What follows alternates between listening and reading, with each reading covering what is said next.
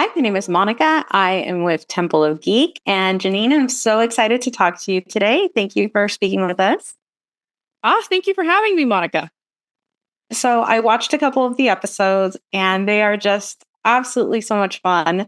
What initially drew you to the role of Eva, and how do you relate to her personality and journey? Yeah, oh gosh, I love animation. I'm like a true animation nerd and animation geek, I guess I should say. And I was just like jazzed about this company, about getting to work with Skydance Animation and John Lasseter and Bobs Gannaway and Apple TV Plus. And I knew they were really going after setting like a new bar in the animation space and doing feature quality animated series. So, it just was like an absolute yes right off the bat. And then in terms of like Eva as a character, I love how like unapologetically herself she is, and she was just so silly. And I love that in people. I love when people are just like so comfortable just sharing themselves. So thought it would be really fun to be a part of a series that's highlighting that. Absolutely. And in this series, Eva is thrust into a completely new world. How did you approach portraying her curiosity, her fear, her determination?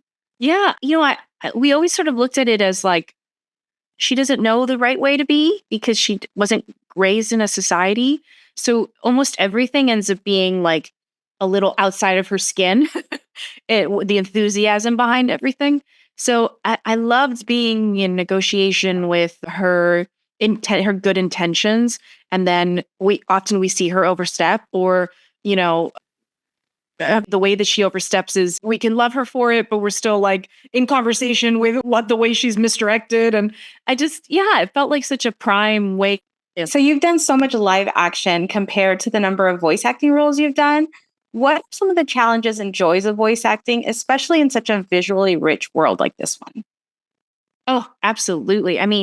That was the main thing, was the fact that it's so visually rich. I knew it was their quality of storytelling. They really wanted this like on-screen performance, and voiceover work is what they kept saying to me. So I I honestly I approached it as like, even the voiceover work I've done, this is going to be different. Like, this is going to be a different challenge.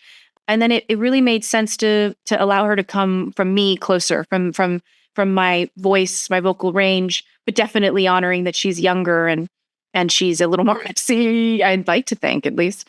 So that was the real challenge, was like just bringing my 16-year-old to work, but it was honestly so easy and fun, and yeah, and then just my voice keeping up. I lost my voice a lot in the beginning, but my voice is stronger now for it. I'm grateful. And so, my very last question for you is, the show tackles themes like environmentalism, technology, destiny.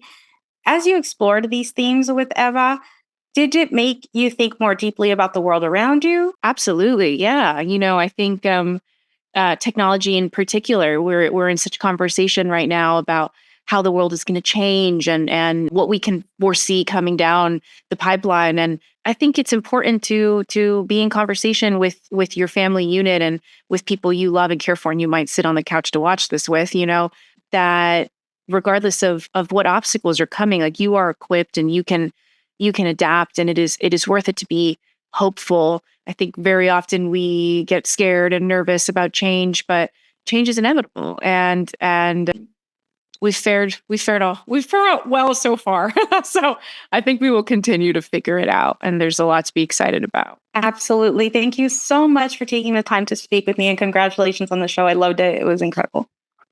Oh, thank you so much. I really appreciate that.